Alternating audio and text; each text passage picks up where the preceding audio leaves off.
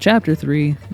Oh, man, I hate to use the U word. It's not my thing. It's not my style, especially when it comes to uber popular indie games like this, but I do think it's underrated. That's not to say people dislike it or anything. Not really. In fact, I've seen a lot of praise specifically towards Tenna, but a lot of fans didn't care much for the soundtrack. They were disappointed by the secret boss. They wished Toriel played a larger part in the story. They were upset all their fan theories about the different things in Chris's house coming to life didn't come true, and I think it was ultimately a little overlooked due to just how incredible Chapter 4 was. And I'll be honest, I disagree with literally all of that. Well, except for Chapter 4 being better, but that's not really the point. Shut up. In the same way Chapter 1 was truly Susie's chapter and Chapter 2 was Noelle's, Chapter 3 is where Chris really gets to take the center stage for themselves after all this build-up, and it's amazing. Maybe it's the Omori fan in me, but I absolutely love psychological exploration in games, and even after everything the first two chapters set up, this is where you get to see more of who Chris really is than ever before.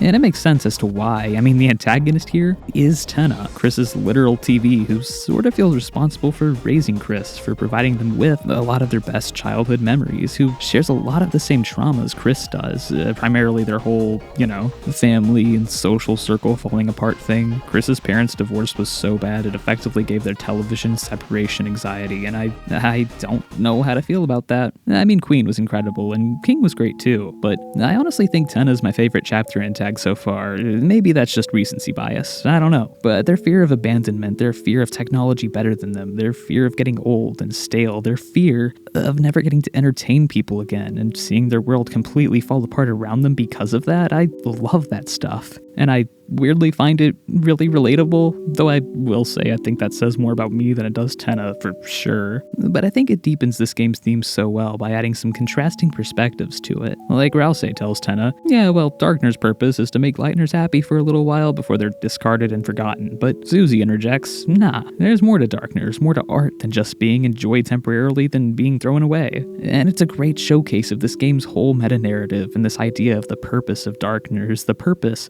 of entertainment and escapism as a whole. And I really think all the new characters are great too, like especially these two jokers that single-handedly prove, like with any of life's problems, divorce is always the answer.